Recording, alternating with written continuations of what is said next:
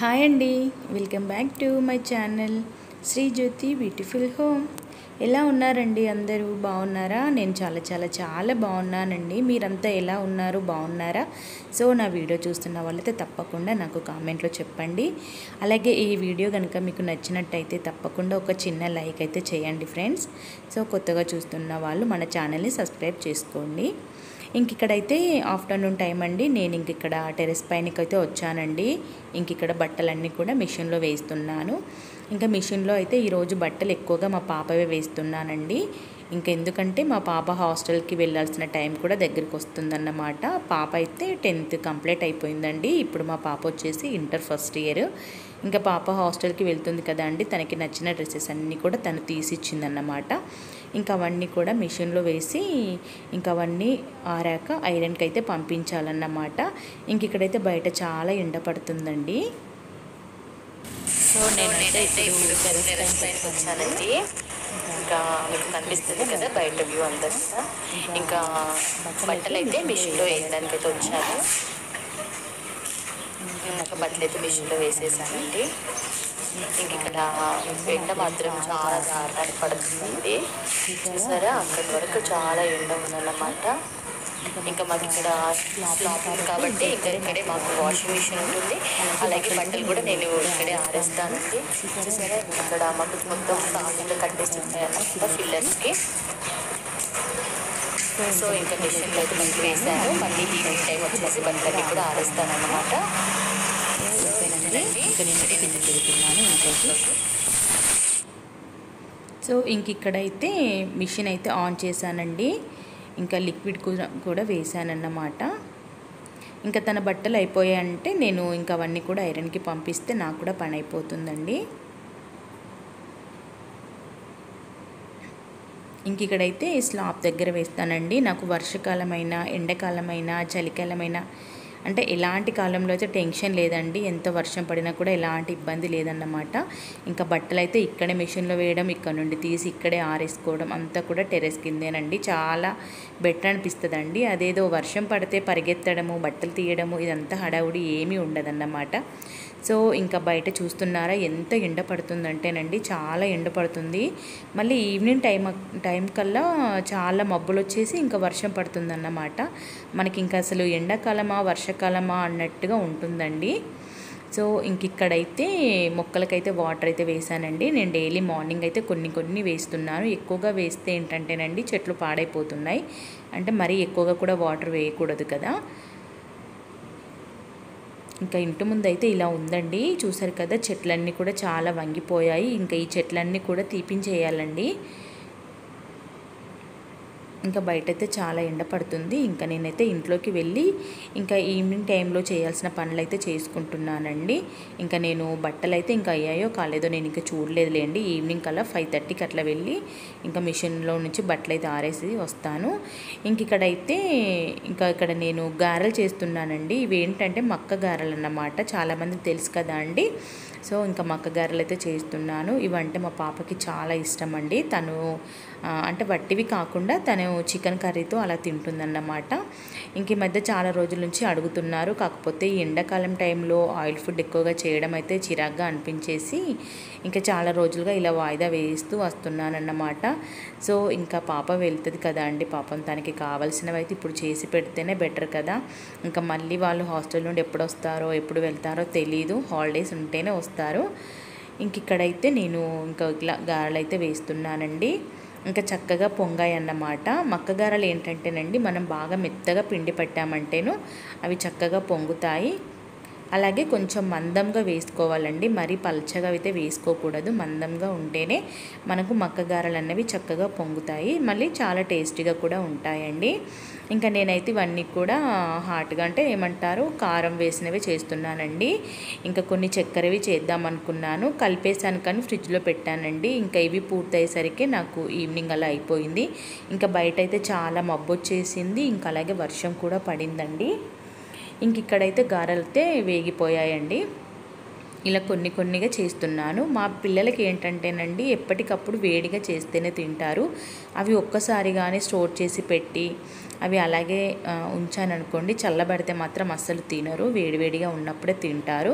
ఇంకా వాళ్ళు కావాలన్నప్పుడల్లా చేసి వచ్చులే అనేసి అయితే నేను ఫ్రిడ్జ్లో పెట్టేశానండి మిగతా పిండంతా కూడాను. ఇవే కాదండి, నేను నార్మల్గా మనము బొబ్బర్ల గారెలు చేసుకుంటాము, పెసరపప్పు గారెలు చేసుకుంటాము, అలాగే మినప వడలు చేసుకుంటాం. ఇవన్నీ కూడా అంతేనండి, ఎప్పటికప్పుడు వేడివేడిగా చేసుకొని తింటేనే బాగుంటుంది. ఇంకా అన్నీ ఒకసారి చేసి పెట్టుకున్నామంటే అవి చల్లబడడం వల్ల ఇంకా టేస్ట్ అయితే ఉండదండి, తినాలనిపించదన్నమాట. కొంచెం గట్టి గట్టిగా ఉంటాయి కదా.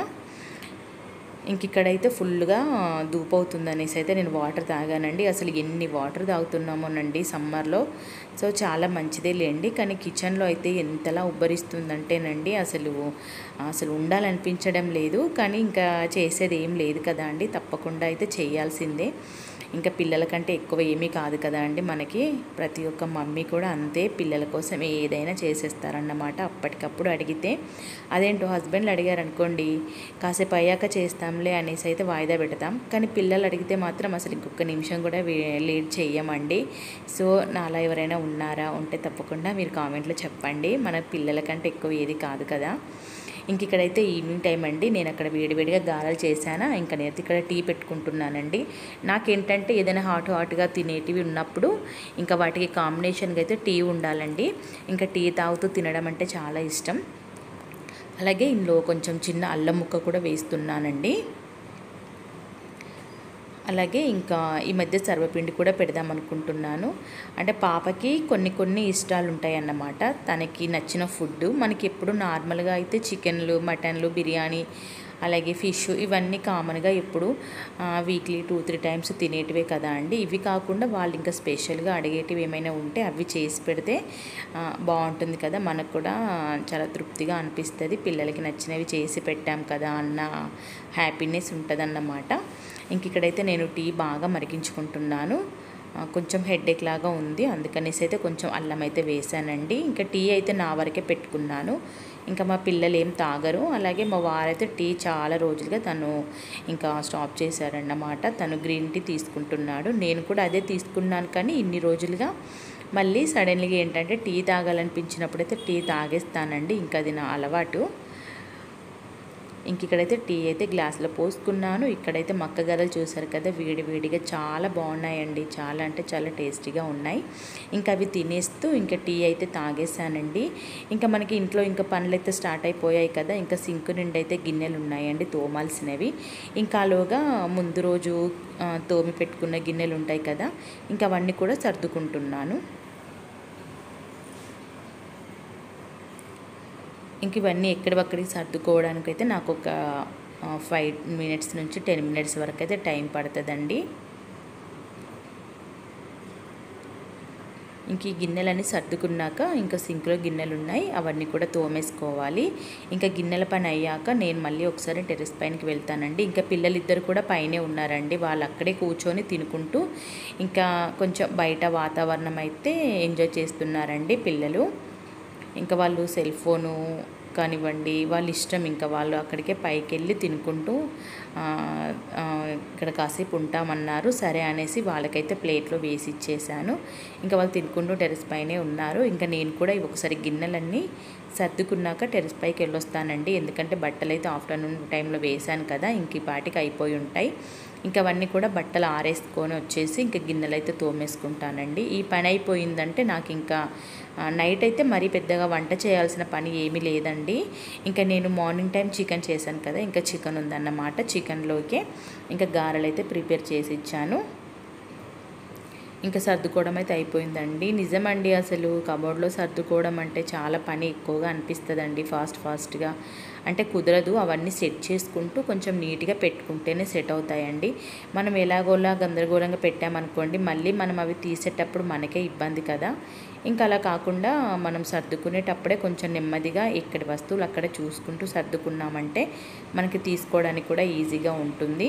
ఇంకా చిన్న స్పూన్స్ అన్నీ ఒక దగ్గర, పెద్ద గరిటెలన్నీ ఒక దగ్గర, చిన్న గరిటెలన్నీ ఒక దగ్గర, ఇలా వేటికి అవి అయితే సపరేట్గా పెట్టేసుకుంటున్నాను అన్నమాట. ఇంకా మనకి ప్లేట్స్ ఉంటాయి కదా అండి, మనకి గంజుల పైన పెట్టుకునే మూతలు, ప్లేట్స్ అవన్నీ కూడా ఒకవైపు, అలాగే చిన్న చిన్న బౌల్స్ అన్నీ ఒకవైపు, ఇంక ఇలాంటివన్నీ కూడా నీట్గా ఎక్కడొక్కడ సర్దుకుంటున్నాను. ఇంకా కిచెన్లో ఏంటంటేనండి, మనం సర్దుకుంటేనే మనకు అర్థమవుతుంది. ఇంకా అప్పుడప్పుడైతే మా పాపని సర్దమంటాను కదా, తను సర్దిన అయితే నాకు దొరకవండి. నేను మళ్ళీ అడుగుతాను, ఇది ఎక్కడ పెట్టావు, అది ఎక్కడ పెట్టావు, నాకు కనిపించట్లేదు అనేసి అయితే అడుగుతానన్నమాట. ఇంకా మనంతగా అయితే పిల్లలకు తెలియదులేండి, పాపం వాళ్ళు చదువుకునే చిన్నపిల్లలే కదా.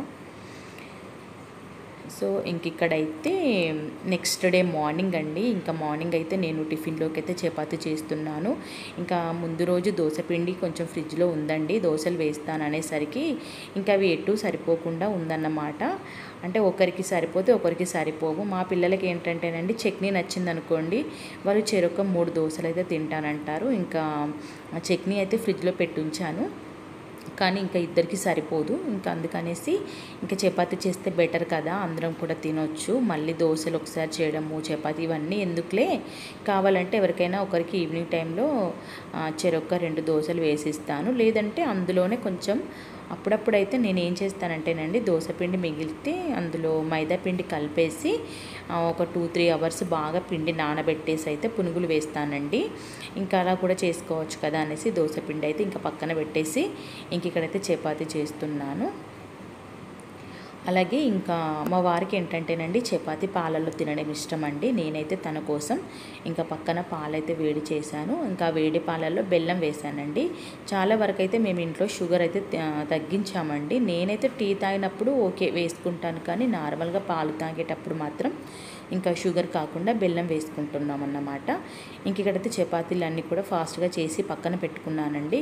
ఇంకా అలా పెట్టుకున్నామంటే మనము ఇంకా చకచక కాలుస్తే సరిపోతుంది కదా. ఇంకా నాకు నిలబడి చేయడము, కాల్చడం అంటే చాలా చిరాగ్గా అనిపిస్తుందండి. ఇంకా నేను చక్కగా టీవీ దగ్గర టీవీ చూసుకుంటూ పిల్లలతో మాట్లాడుకుంటూ అయితే హాల్లోనే చపాతీలు చేసుకుంటానండి. ఇంకా అన్నీ ఒకసారి చేసుకున్నాక ఫైనల్గా అయితే అన్నీ కాల్చుకుంటాను.